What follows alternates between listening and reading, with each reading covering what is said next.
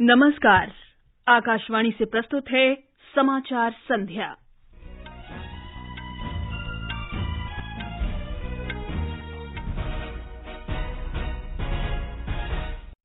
केंद्रीय गृह मंत्री अमित शाह ने कहा, समय आ गया है कि लोगों के व्यापक हित के लिए इतिहास के पाठ्यक्रम फिर से लिखे जाएं। अहोम साम्राज्य के महान सेनापति लाचित बोरफुकन की 400वीं जयंती पर समारोह को संबोधित किया। भारत ने अमरीकी अंतर्राष्ट्रीय धार्मिक स्वतंत्रता आयोग की रिपोर्ट भेदभाव और त्रुटिपूर्ण बताते हुए खारिज की। गुजरात विधानसभा चुनाव के लिए राजनीतिक दलों ने प्रचार तेज किया। वित्त मंत्री निर्मला सीतारामन ने सामाजिक और सेवा क्षेत्र के विशेषज्ञों के साथ बजट पूर्व चर्चा की। भारत ने COP19 की बैठक में कछुओं के संरक्षण की प्रतिबद्धता दोहराई। फीफा विश्व कप में स्विट्जरलैंड ने कैमरून को 1-0 से हराया। भारत और मेजबान न्यूजीलैंड के बीच पहला एकदिवसीय अंतर्राष्ट्रीय क्रिकेट मैच कल ऑकलैंड में। डीडी स्पोर्ट्स सुबह 7 बजे से मैच का सीधा प्रसारण करेगा।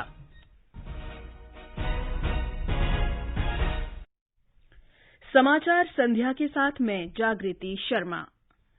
केंद्रीय गृह मंत्री अमित शाह ने कहा है कि प्रधानमंत्री नरेंद्र मोदी ने पूर्वोत्तर भारत और शेष भारत के बीच अंतर को दूर किया है। गृह मंत्री ने कहा कि श्री मोदी के प्रयासों के कारण पूर्वोत्तर क्षेत्र में शांति स्थापित हुई है। आज पूर्वोत्तर भारत में शांति है, पूर्वोत्तर भारत में विकास पहुंचा है और पूर्वोत्तर भारत और मेन स्ट्रीम भारत के बीच में जो अंतर था, वो अंतर को मोदी जी ने समाप्त कर दिया है। पूर्वोत्तर को रेलवे से जोड़ा है, एयर रूट से जोड़ा है, विकास से जोड़ा है। इससे भी बड़ी बात है, मोदी जी ने पूर्वोत्तर को दिल से जोड़ा है। आज पूरा पूर्वोत्तर ये महसूस कर रहा है कि हम भारत का हिस्सा है। श्री अमित शाह आज शाम नई दिल्ली में अहोम साम्राज्य के महान सेनापति लाचित बोरफुकन की 400वीं जयंती पर आयोजित समारोह में शामिल हुए। उन्होंने असम के मुख्यमंत्री से आग्रह किया कि बोरफुकन पर पुस्तकों का अनुवाद कम से कम 10 भाषाओं में कराया जाना चाहिए। इससे देश के लोगों को लाचित के साहस के बारे में जानने का अवसर मिलेगा। गृह मंत्री ने इतिहास के विद्यार्थियों से कहा कि उन 30 राजवंशों पर शोध करें जिन्होंने देश के विभिन्न भागों में कम से कम 150 वर्ष राज किया है। श्री शाह ने कहा कि समय आ गया है कि लोगों के व्यापक हित में इतिहास के पाठ्यक्रम का पुनर्लेखन किया जाए। 8 साल के अंदर ढेर सारी सफलताएं मिली हैं। अलगाववाद के कारण जितने भी हथियारी ग्रुप थे, वो सबको हथियार छोड़कर आज मेन स्ट्रीम में आए हैं। अब समय है इतिहास को फिर से पूरे देश को बताने का, पूरे देश के इतिहास को पूर्वोत्तर के बच्चों को पढ़ाने का और इतिहास के माध्यम से संस्कृति, भाषा और धर्म के माध्यम से पूरे देश को एकजुट कर फिर से एक मजबूत भारत बनाने का। मुगल विस्तार पर रोक लगाने में लाचित के योगदान पर बल देते हुए श्री शाह ने कहा कि उन्होंने खराब स्वास्थ्य के बावजूद सरिया घाट के युद्ध में मुगलों को पराजित किया। वीर लचित को बोरफुकन बनाने के बाद, सेनापति बनाने के बाद बहुत कम समय मिला, मगर वो कम समय के अंदर उन्होंने अपनी सेना को सभी प्रकार के युद्धों में माहिर बनाने में अपनी ऊर्जा लगा दी। उनको मालूम था कि अगर लड़ाई होगी वो नौसेना मजबूत करनी पड़ेगी और इसके लिए प्रत्येक असम या सैनिक नाव चलाने में, तीर चलाने में, खाइया खोदने में, बंदूकें और तोपों चलाने में पारंगत बनाकर पूरे सैन्य को एक अभेद बनाने का काम किया था। मैंने भारत के किसी भी हिस्से में ऐसा देशभक्ति कहीं भी नहीं मिलता है। श्री शाह ने कहा कि आजादी के अमृत महोत्सव ने देश के युवाओं को गुमनाम योद्धाओं से परिचित कराया है। अमृत महोत्सव इसलिए मनाया था कि हमारे युवाओं को, हमारी नई पीढ़ी को आजादी के गुमनाम शहीदों से, गुमनाम योद्धाओं से उनका परिचय करा जाए और उसमें से प्रेरणा लेकर वो भी बड़े व्यक्ति बने और आजादी कितनी कीमत चुकाने के बाद मिली है, इसका बोध आजादी को संभालने के लिए उनको प्रेरित करेगा।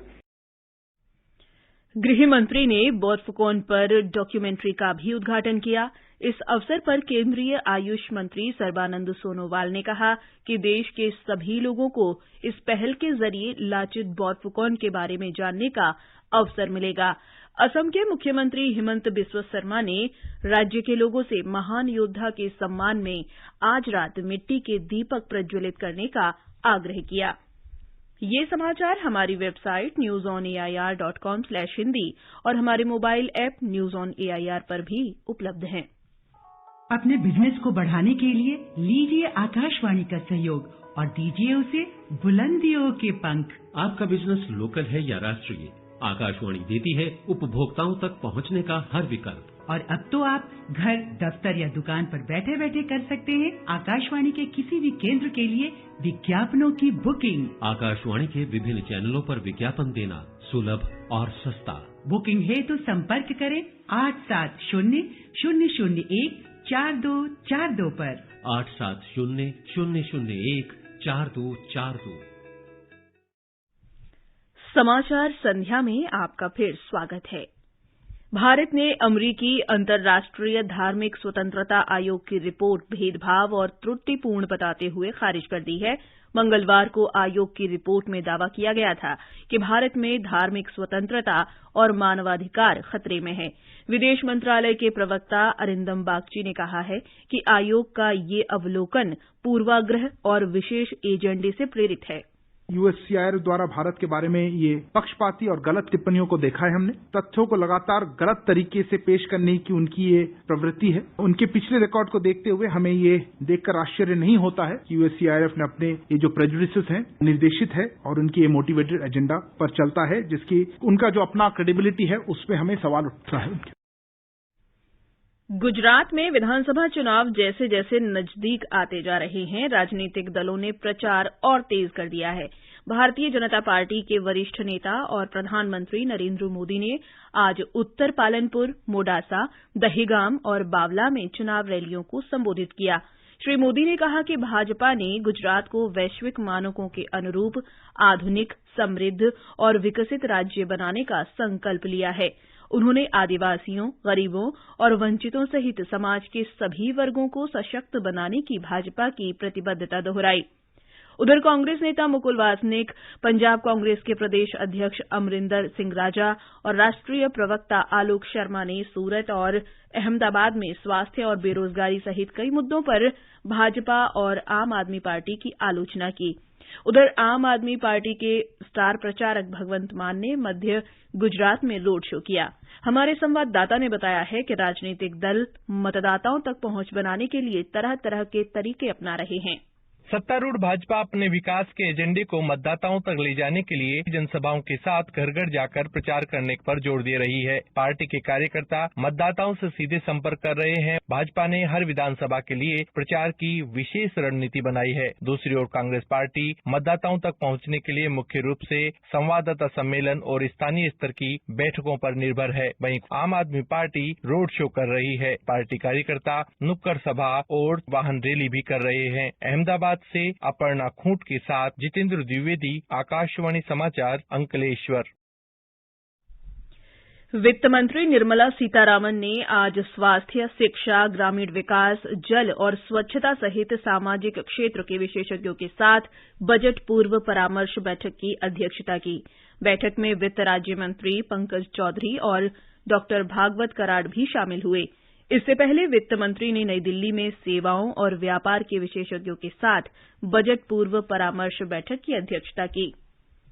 भारत ने देश में सभी तरह के कछुओं के संरक्षण की प्रतिबद्धता दोहराई है। वन्य जीवों और वनस्पतियों की लुप्तप्राय प्रजातियों के अंतर्राष्ट्रीय कारोबार संबंधी सम्मेलन COP19 की बैठक में भारत ने ये प्रतिबद्धता व्यक्त की। बैठक 14 नवंबर से 25 नवंबर तक पनामा सिटी में आयोजित की जा रही है। कतर में फीफा फुटबॉल विश्व कप में ग्रुप एच में उरुग्वे और दक्षिण कोरिया के बीच मैच गोल रहित ड्रॉ रहा। इससे पहले ग्रुप जी में स्विट्जरलैंड ने कैमरून को 1-0 से हरा दिया।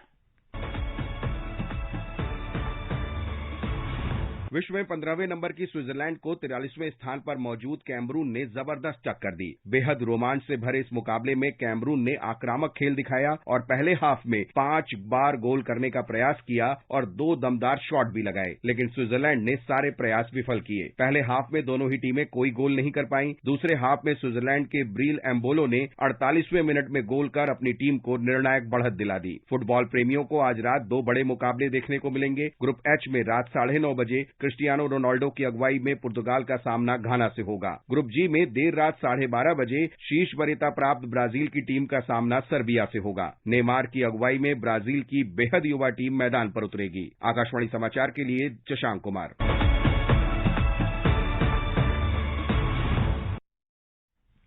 ऑकलैंड में भारत और न्यूजीलैंड के बीच पहला एक दिवसीय क्रिकेट मैच कल सुबह 7 बजे से खेला जाएगा। मैच का आंखों देखा हाल 6:30 बजे से FM रेनबो और अतिरिक्त मीटरों पर प्रसारित किया जाएगा। मैच का सीधा प्रसारण डीडी स्पोर्ट्स पर भी किया जाएगा। स्पेन में 7 भारतीय खिलाड़ी युवा विश्व मुक्केबाजी चैंपियनशिप के फाइनल में पहुंच गए हैं। महिला वर्ग में रवीना, भावना, देविका और कीर्ति तथा पुरुषों में विश्वनाथ, वंशज और आशीष ने फाइनल में जगह बनाई है। लाशू यादव, तमन्ना, कुंजारानी देवी और मुस्कान को सेमीफाइनल में हार के कारण कांस्य पदक से संतोष करना पड़ा। फाइनल मैच कल और शनिवार को खेले जाएंगे। ये समाचार आकाशवाणी से प्रसारित किए जा रहे हैं। ताजा समाचार जानने के लिए आप हमारे Twitter handle @AIR News Hindi को फॉलो कर सकते हैं। ये आकाशवाणी है। भारतीय अंतर्राष्ट्रीय फिल्म महोत्सव इफ्फी के दौरान गोवा के पणजी में फिल्म प्रौद्योगिकी प्रदर्शनी लगाई गई है। फुटबॉल ग्राउंड में आयोजित इस प्रदर्शनी में फिल्म, कला और सिनेमा से संबंधित विभिन्न प्रौद्योगिकियों और उपकरणों को दिखाया गया है। इसका आयोजन पुणे के film and television institute of India ने किया है। गोवा के मुख्यमंत्री प्रमोद सावंत आज ये प्रदर्शनी देखने गए। दिल्ली महिला आयोग की अध्यक्ष स्वाति मालीवाल ने दिल्ली की जामा मस्जिद के शाही इमाम को नोटिस जारी किया है। इस नोटिस में जामा मस्जिद में महिलाओं और लड़कियों को पुरुष साथी के बगैर प्रवेश को प्रतिबंधित किए जाने पर कारण बताने को कहा गया है। राष्ट्रपति भवन 1 दिसंबर से आम दर्शकों के लिए खोल दिया जाएगा। दर्शक बुधवार, बृहस्पतिवार, शुक्रवार, शनिवार और रविवार को राष्ट्रपति भवन देख सकेंगे। सुबह 10 बजे से शाम के 4 बजे तक हर घंटे भवन परिसर देखने की व्यवस्था की गई है। सरकारी अवकाश को छोड़कर लोग मंगलवार से रविवार तक राष्ट्रपति भवन संग्रहालय भी देख सकेंगे। प्रत्येक शनिवार को सुबह 8 बजे से 9 बजे तक राष्ट्रपति भवन में चेंज ऑफ गार्ड समारोह भी देखा जा सकेगा। राष्ट्रपति भवन की वेबसाइट पर ऑनलाइन बुकिंग कराई जा सकती है। और अब आर्थिक जगत की खबरों के साथ हैं सोनू सूद। सेंसेक्स आज रिकॉर्ड ऊंचाई पर बंद हुआ। दोनों सेंसेक्स और निफ्टी 1% से अधिक के उछाल में रहे। बंबई शेयर बाजार का सेंसेक्स 762 अंकों के उछाल से 62,273 पर बंद हुआ। नेशनल स्टॉक एक्सचेंज का निफ्टी भी 217 अंकों के उछाल से 18,484 पर दर्ज हुआ। अंतर बैंकिंग विदेशी मुद्रा बाजार में ₹22 की मजबूती से 81 रुपए 63 पैसे प्रति डॉलर के स्तर पर बंद हुआ। मल्टी कमोडिटी एक्सचेंज में दिसंबर के वायदा कारोबार में सोना 52,725 रुपए प्रति 10 ग्राम पर था। दिसंबर अनुबंध वाली चांदी 62,205 रुपए प्रति किलो पर थी। उपराष्ट्रपति जगदीप धनखड़ कल उत्तर प्रदेश में गौतम बुद्ध विश्वविद्यालय में यूनेस्को की ओर से आयोजित भारत अफ्रीका हैकाथॉन 22 के समापन समारोह को संबोधित करेंगे। अंत में मुख्य समाचार एक बार फिर। केंद्रीय गृह मंत्री अमित शाह ने कहा, समय आ गया है कि लोगों के व्यापक हित के लिए इतिहास के पाठ्यक्रम फिर से लिखे जाएं। अहोम साम्राज्य के महान सेनापति लाचित बोरफुकन की 400वीं जयंती पर समारोह को संबोधित किया।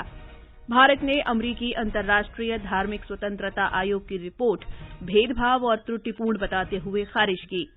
गुजरात विधानसभा चुनाव के लिए राजनीतिक दलों ने प्रचार तेज किया। वित्त मंत्री निर्मला सीतारामन ने सामाजिक और सेवा क्षेत्र के विशेषज्ञों के साथ बजट पूर्व चर्चा की। भारत ने COP19 की बैठक में कछुओं के संरक्षण की प्रतिबद्धता दोहराई। फीफा विश्व कप में स्विट्जरलैंड ने कैमरून को 1-0 से हराया। भारत और मेजबान न्यूजीलैंड के बीच पहला एक दिवसीय अंतर्राष्ट्रीय क्रिकेट मैच कल ऑकलैंड में। डीडी स्पोर्ट्स सुबह 7 बजे से मैच का सीधा प्रसारण करेगा। इसके साथ ही समाचार संध्या का ये अंक समाप्त हुआ। नमस्कार।